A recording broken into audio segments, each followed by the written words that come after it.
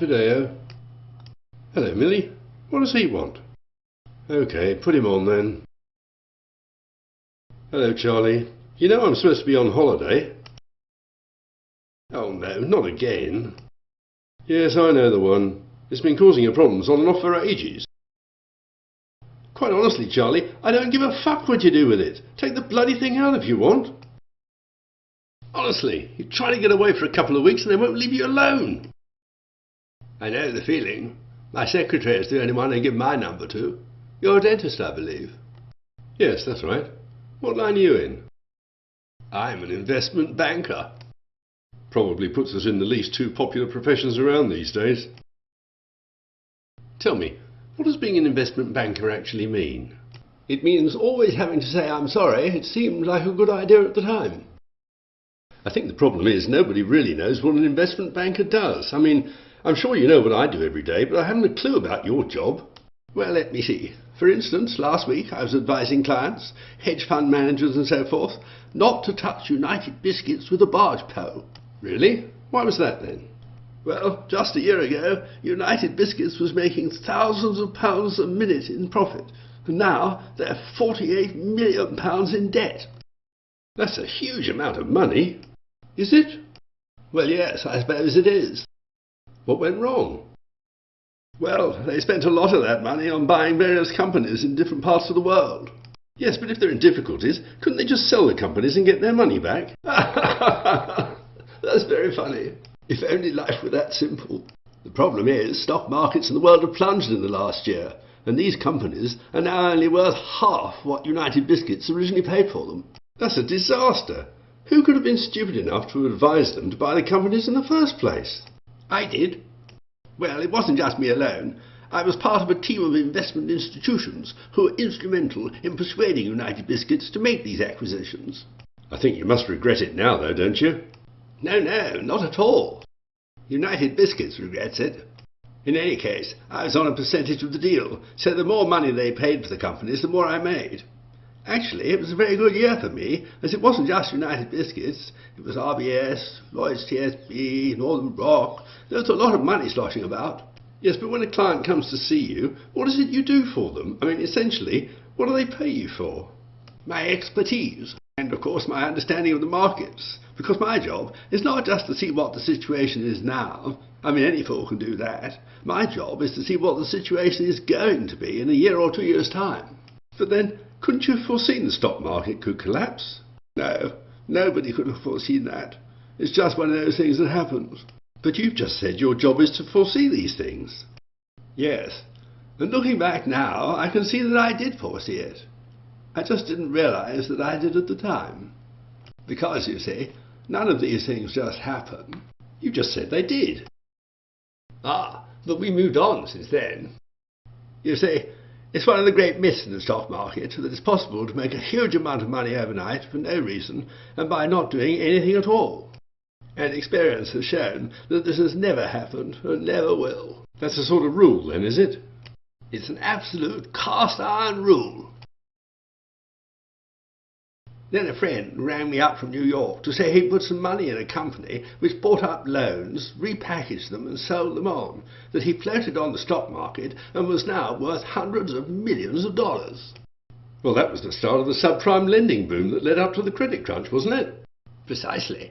And one or two of us thought, hang on, why don't we advise our investors that there is a chance they could make a huge amount of money overnight for no reason and without doing anything at all?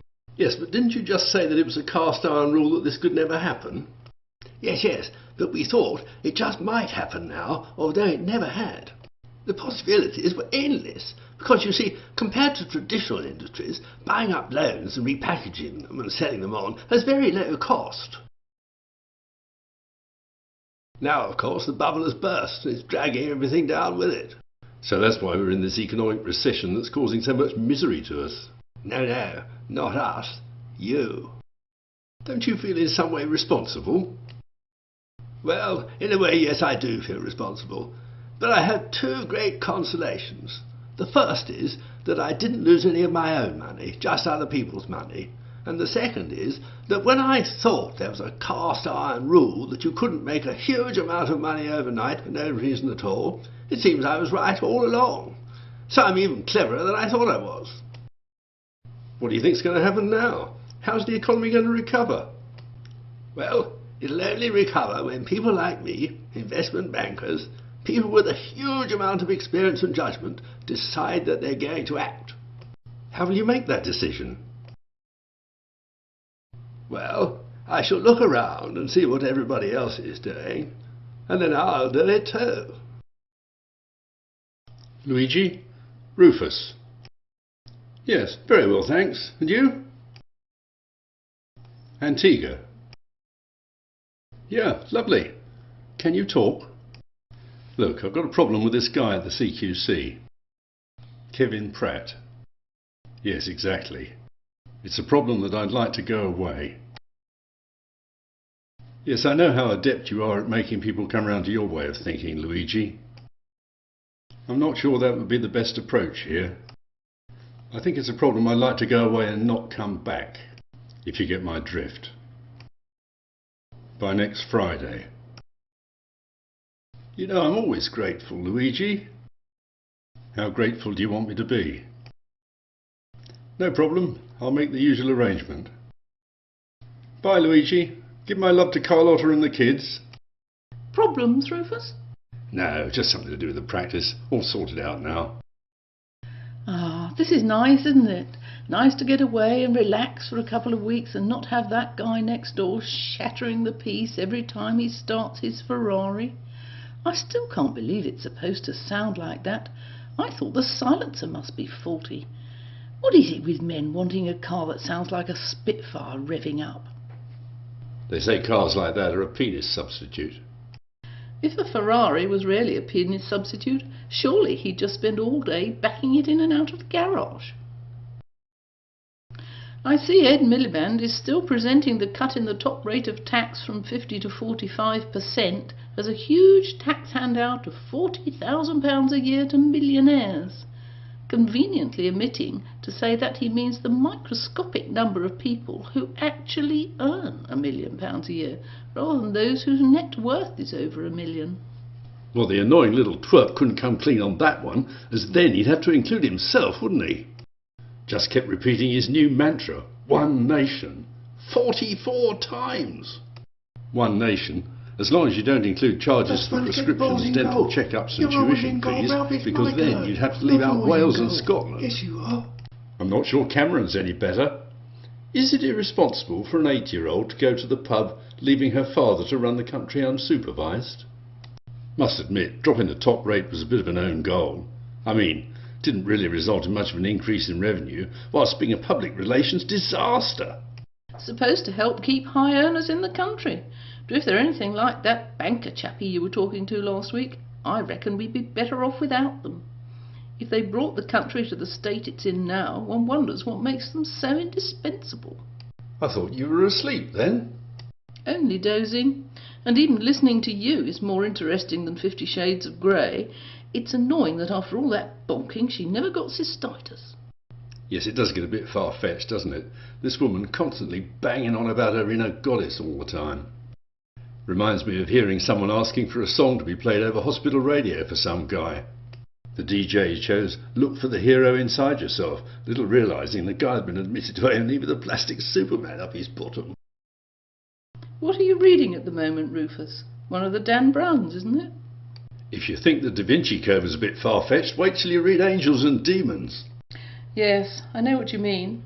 Wouldn't be surprised to learn that according to Dan Brown, the Gospel according to Pingu was erased by the Vatican. I hear the local oral surgery unit may have to close. Hardly surprising the way that department is run. Most of the senior clinicians I know couldn't run a whelk stall. Saw a little note stuck inside the door of a staff toilet cubicle in the hospital which read, Over 1,000 people work in this hospital, and at this point in time, you're the only one who knows what he's doing. Did you read that bit about Sir John Gurdon's school report from his science master? That's the chap who was awarded the Nobel Prize for his work on cell development, wasn't it? That's right. Apparently his biology teacher was less than impressed with his work and described his idea of becoming a scientist as quite ridiculous. Apparently, no state school teacher would dare to write such a report nowadays. They have to write something which never mentions a kid's failings in case they damage the poor darling's feelings. I'm not sure our little Ralph was overly pleased with his biology report last term. Ralph has a good brain, and just occasionally we are granted the privilege of seeing it in action. At least it wasn't as bad as Rupert's report in chemistry. This term, Rupert has done little to demonstrate he's actually alive. Oh dear, never mind. How's Luigi these days? Haven't seen Carlotta and the kids for a while. We must have them over to dinner again sometime. I never really understood what he does for us. Oh, he just sort of smooths things out. Helps keep the wheels turning. Like some sort of fixer, you mean? Ow! Rupert! Sorry, Dad. Hello, Millie. Is Dr. Fideo in? Yep. He's been here quite a while, I think. Did he have a good holiday? I don't know. I didn't ask him. What's wrong with Miss Wimple? Oh, nothing. Dr. Fideo told her to pop out in the waiting room while she went numb. Does he have anyone in there now? Probably not. I sent Mr. Bibble through, but he's a new patient, and he usually sends them straight through to the hygienist.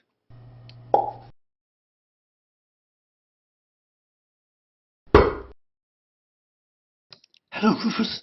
Millie said you'd probably have sent your patient through to the hygienist. Who, Mr. Weird? You can tell the moment they walk in the door, can't you? One sandwich short of a picnic, this one. Did you have a good holiday? Yes, great, thanks. Anything much happen while I've been away? Did Millie tell you our CQC follow-up visit has been postponed indefinitely? What? After we spent hours going over all those points that daft idiot said needed looking into after the first visit? Kevin Pratt, you mean? The guy from the CQC who was being such a pain? The one who was coming for the follow-up? Haven't you heard what happened to him? No, what? Apparently, he had a tragic accident. Got the winning ticket in a raffle to light the firework display bonfire at the Rotary Club Halloween barbecue. As he bent down, a rocket went up his trouser leg, lifted him 100 feet into the air before it exploded. God, how awful. Is he going to be okay? Unfortunately not. They haven't found all of him yet.